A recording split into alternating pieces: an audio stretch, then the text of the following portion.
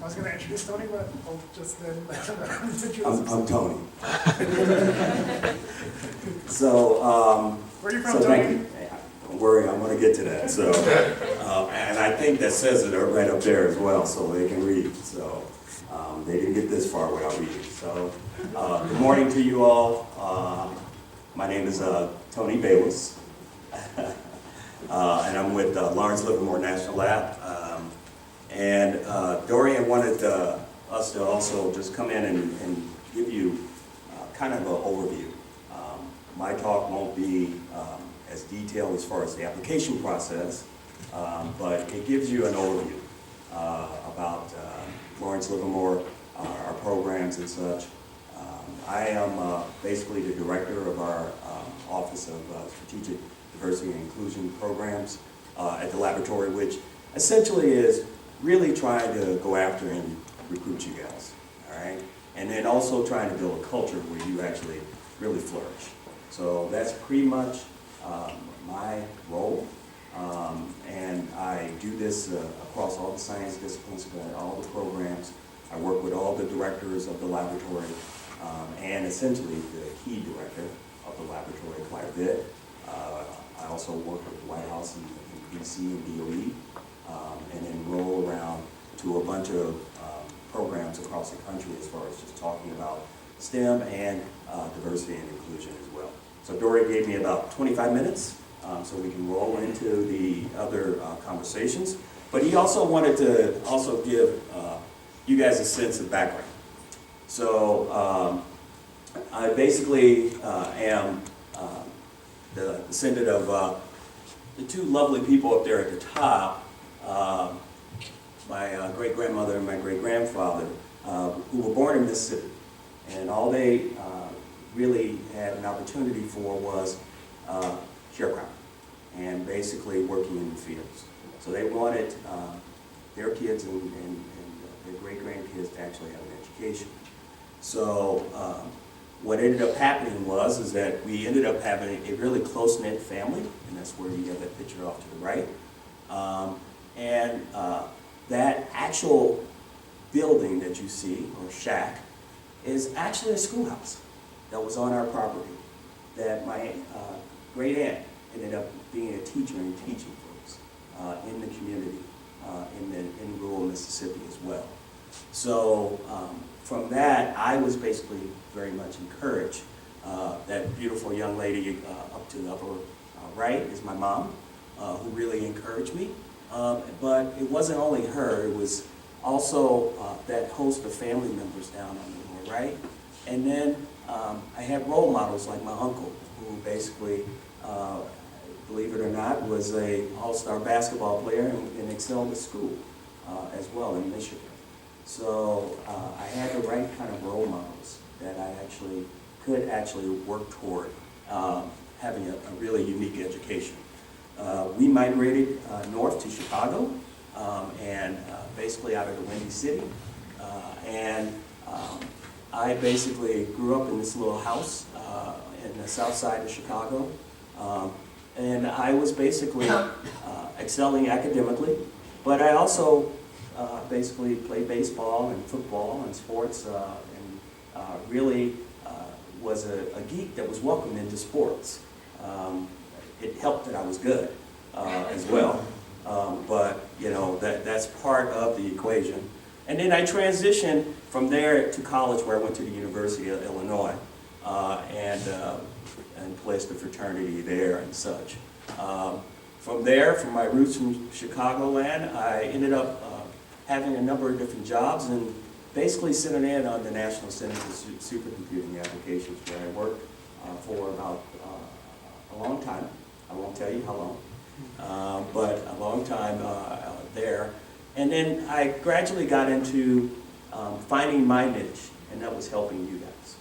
Really helping you figure out where your path was. Because at the Supercomputing Center, and you can see the pictures and such, I worked a variety of different projects. I started out in computer graphics and visualization, and then gravitated up to doing a lot of management roles where I was actually running the day-to-day operations of the center when I basically left. And that little building that you see was one of my projects that I ended up doing. I ended up building a 125,000 square foot building for the center as well before I departed and came out to California. The lower right is the TAPIA conference, where I really got my feet wet, as well as the supercomputing conference and ACMC graph, which is the visualization computer graphics conference. The picture on the left is really me actually engaging a lot of the students and young people that actually come into the laboratory. This past year, we took 140 students rafting at the laboratory, and then went to Yosemite, and then also to Tahoe. It's an annual retreat that I take part in, and actually have a number of students have that experience in exploring California. It's part of the experience being at our laboratory as well. And then lastly, I have two more. One of the other things I ended up doing was really centered in on being a part of DOE, and I was asked to be a champion and ambassador for STEM efforts for DOE and STEM education, where the Secretary Maurice and others, this was the first event, and then I was doing it for the past 4 years, being a STEM advocate. And then lastly, I thought I'd just share personally just my own family. I ended up also coaching basketball for my son, and my core family is there with my sisters, my mom, and my children and such. But my big boy is up there in the upper right, going to the University of Nevada, studying history, but is a NBA-bound basketball player. And then my daughter on the left, she just turned 13, and she's an aspiring engineer. She's an A student and very proud of that. And then my son, and my other son in the middle, he basically is getting ready to go to college, so we're starting to explore different places that he can actually go, because he's a junior in high school. And then my two older daughters, that's the four of us at the White House. Unfortunately, my big boy couldn't join us at the White House and having a visit. So the idea behind all this is to expose young people as much as possible, and that included my own kids, to actually have an experience and understanding what's possible and what you can actually make of it.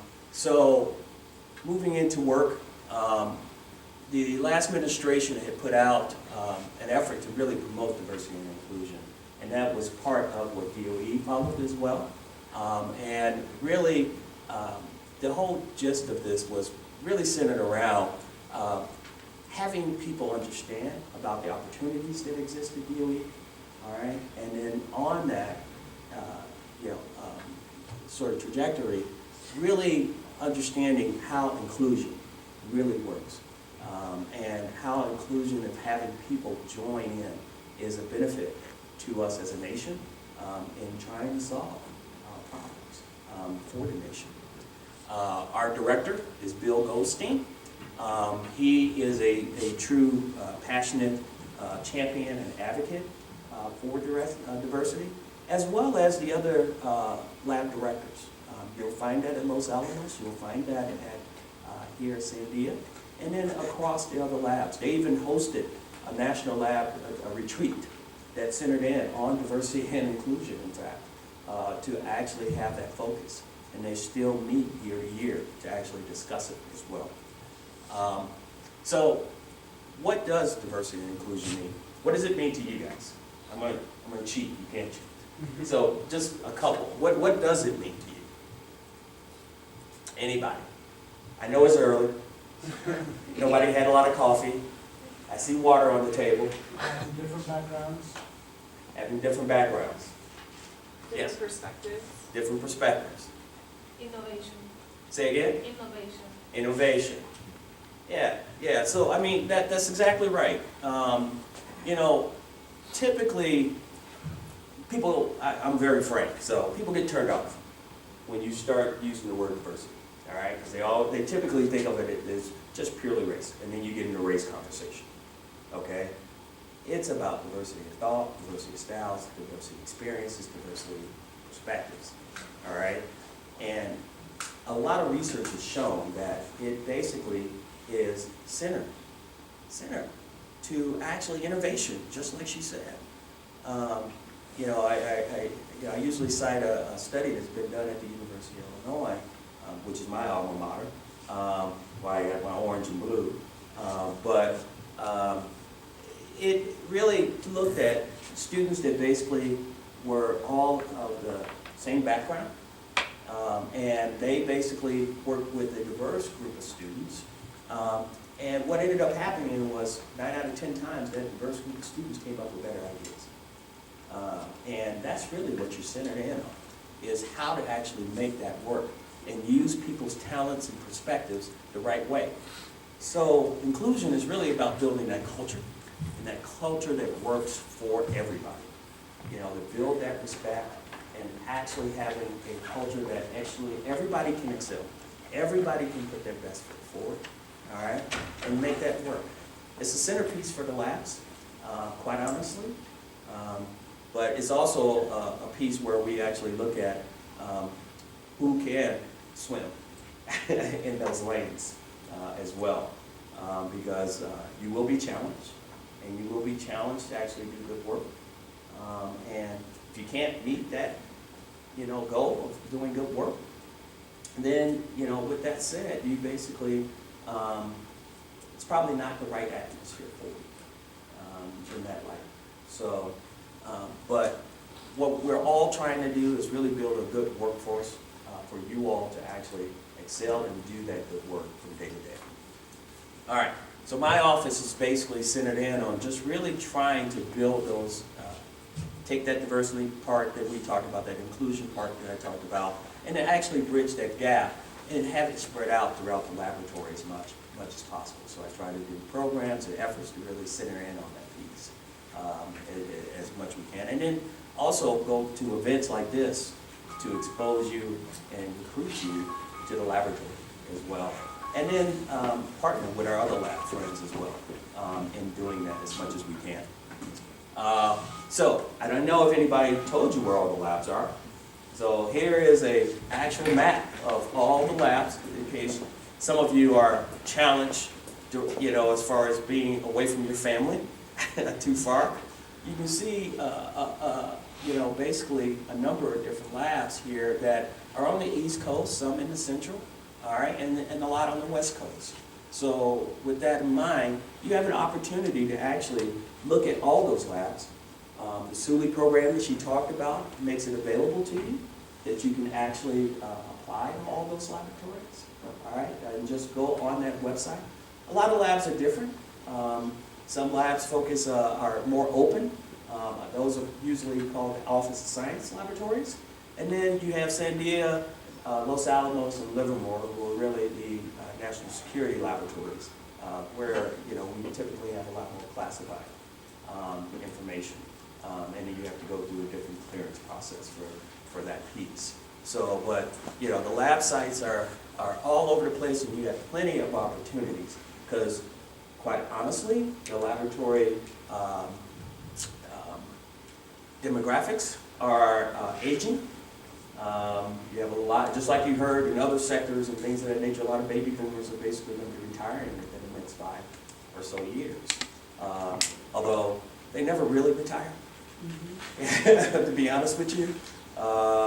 They basically go away for 30 days and then, or 90 days or whatever it is, and then they stay on. But you don't look at that as a negative, because that is actually good, because you have a lot of that knowledge base. And a lot of new people can basically still learn from them. So it's a benefit. It's also a detriment to a certain degree, because they are used to doing things a certain way. And you coming in with new ideas and such, you basically going to have to bridge that gap with them to actually get them to transition over to doing things differently and newer, perhaps, in that regard.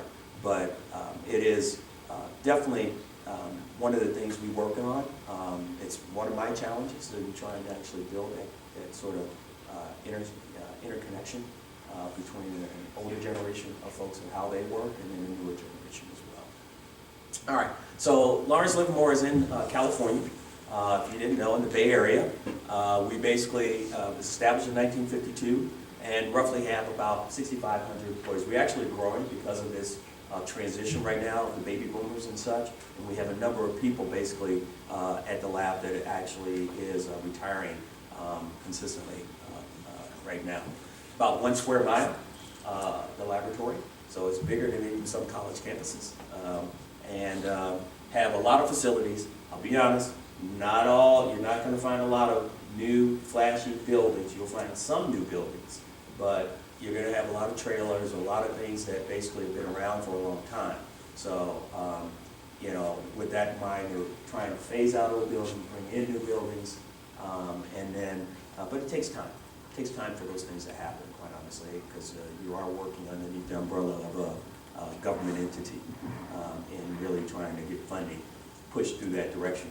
As money is typically used for the work that we do as well. But we try to upgrade the infrastructure as part of our efforts as we move forward. We have an experimental test site that's about a few miles away from the laboratory. That's where we blow up things. Honestly, you know, explosives happen there to a certain extent. So we can't get them too big, obviously, but explosives happen. You have to understand that the 3 classified labs that I talked about are essentially weapons laboratories. So that's part of the equation of what we do, is nuclear weapon stockpile stewardship, and making sure they're safe, secure.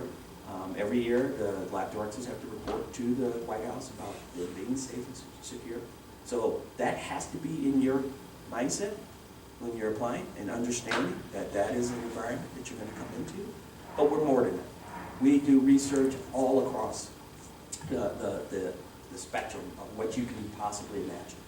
A lot of the labs have a lot of breadth, but they have specific depth, and they complement one another, and they also compete against one another. And that competition is good. Just like it is in sports and everything else, that competition makes you better. Okay? So that is what we're trying to do, is trying to push out and make each other better in the sense of really innovation and creation. When I talk about certain things that centered in on science and R&D and technology, an example is, you know, we're basically, one of the laboratories is trying to do fusion energy, and trying to do that with the National Initiative Facility, short for NIST. Some of you may have even seen it talked about in some movies and things of that nature. That one I often cite, because it's easier for a lot of folks, is the one with Spider-Man and Doc Ock.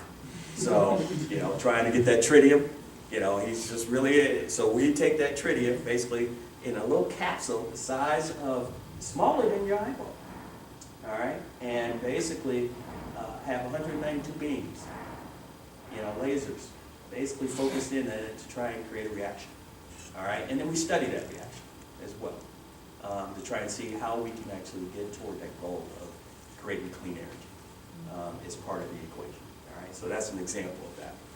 All right, so these are the main areas that we basically focus in on. Nuclear security, international and domestic security, and energy and environmental.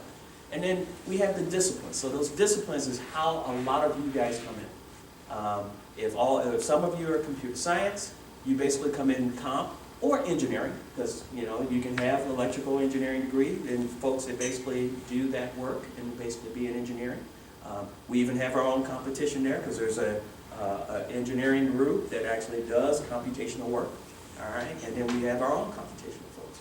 Or you can come into the physical life sciences, you know, like Lana here, and she's been here at our lab a couple of times as well, in chemistry.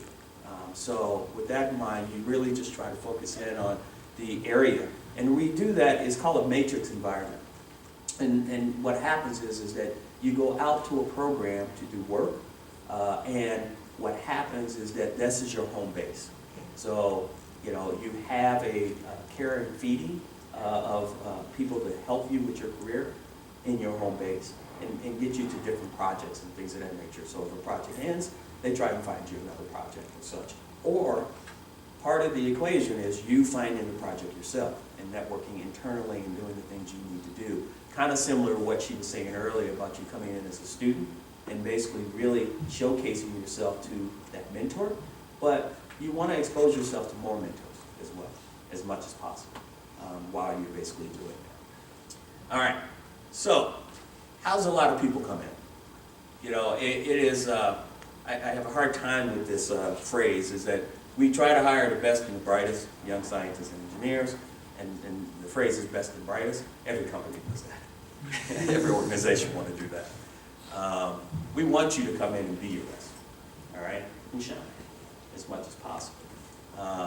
But, you know, the typical way that a lot of folks come in, especially in the physical life sciences, is the PhD, all right?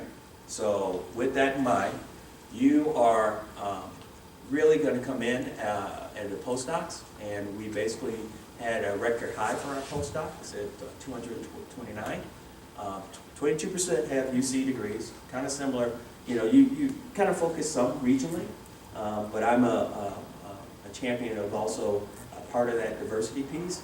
You have all the folks from California, boy, in the UC system, would they be the same?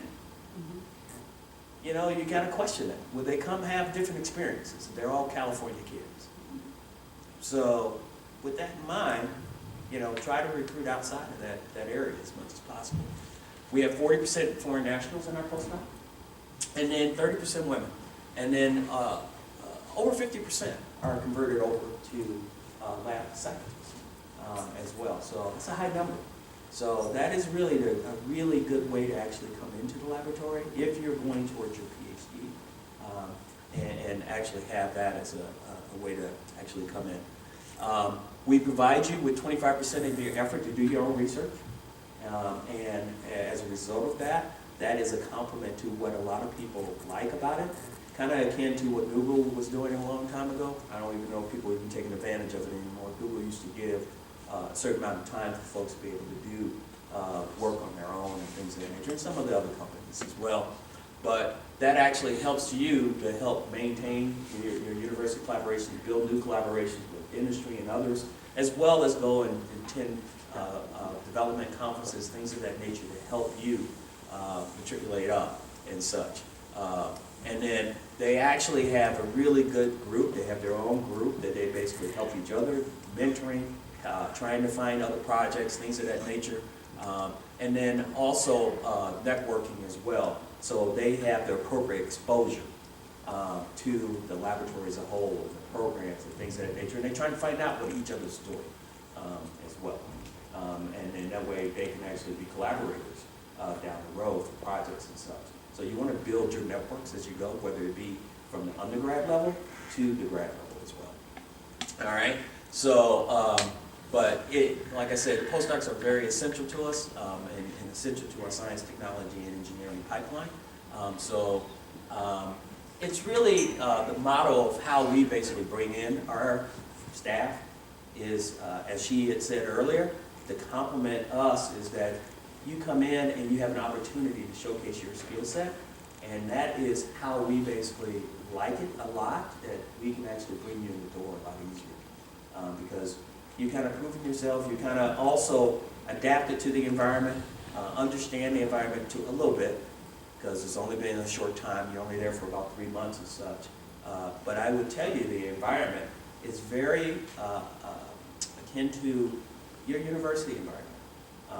And that's the way it is in a lot of the laboratories as well, is that you actually coming into an environment that's actually really a nice hybrid of industry, but also academia as well, all right? And that's a big piece of where we go. So we usually, that little area there is where we hosted our record number of students, undergrads and grad, 14% of them basically 14% more than 2015, and then 35% student hires came back for a second summer. So we try to repeat as much as possible, and all the labs do this as well. And then we basically had third women. So we really pay attention to our demographics from that standpoint, to really try to make sure it's an environment that we keep the pipeline coming in, so we can actually have the appropriate demographics where we can build community in the right way. So we ended up having 925 students last year, which was a record for us. Basically, over 600 of them came in during the summer.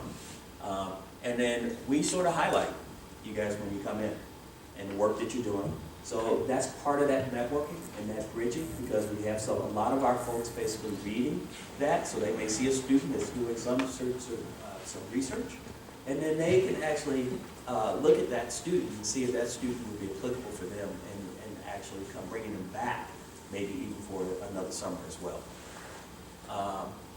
We have another program called the Livermore Scholars Program, where you get up to 4 years. So this is essentially completing your PhD degree on site at the laboratory. All right, and I know that the University Relations Director, she's actually looking at a model where you can actually maybe even finish it back at school. But I can tell you that a number of students have basically enjoyed having the experience of finishing their degree, and you pretty much have 2 mentors. All right, so 2 advisors. The one that you have at the laboratory, and then you have your academic advisor. And they're collaborating and actually moving you through the process of, finishing your degree in that light. And you get paid pretty good. Remember, it's Cali. So in that light, it's going to be salary is going to be a lot higher than you typically would get. But the cost of living is high. Exactly. So cost of living, she basically going right down where I was going. Cost of living is high, and that's part of the reason why we do have a lot high salary. Here in this community and such, you can get a lot for your money, as well as where some of the other labs are as well. With the exception of maybe New York and Brookhaven and such, it's probably high as well. And then you have some advantages of other labs like Pacific Northwest and things of that nature as well. You can see where we get a lot of our students, obviously from the UC or the California region, but we actually go all the way out, East Coast, Rice University, Princeton, and so forth, Maryland as well. We had 11 new scholars in 17, as well. Here are some of the programs that people can come in under, that we have targeted programs. She mentioned the SULI program. We have a data science program called Data Heroes. And then we have a global security summer program, computation, and underneath computation there's a couple of programs that center on earth sciences, and then one HPC Academy as well that you can go online and apply for as well. And then cyber defenders, and then the computational chemistry program, which is in PLS, and the nuclear forensics program is also in PLS. All right, we basically end this with a poster symposium after you come for 10 to 12 weeks at the laboratory. And it's a 2-day event. 263 posters were showcased this last year. All right, and then 32 were recognized for awards and such. So it's a huge undertaking to actually get a lot of students in. And then we basically have it's usually the second week in August before people have to actually go back and such. All right, so Noreen, you want me to stop there? If you're done. Well, I'm not done, but Then yes. I'm almost okay. That's why I'm asking. Okay. So yeah, because I had just examples of some programs and how it works. So in the Q&A, you'll have an opportunity to bring some of those out. So. Sure, not a problem. So I want to thank you guys for your attention and your time. All right, I'll be around for questions as well. And then, if you are interested in the programs, all of our websites have the opportunity for you to go to the careers page and then actually apply as well. So I would take advantage of looking at those and take advantage of what Dory is talking about with this exercise, because right now is hiring time for a lot of the labs. But take her advice as far as looking up who you want to work with, and emailing them. Because if we got 925 or 600 over the summer, you really think we're looking at all the applicants? So it's going to be hard. You're going to have to network with somebody's the bottom line, and that's what she was telling me. Okay? See you, buddy. Thank you very much, Glenn. Yep.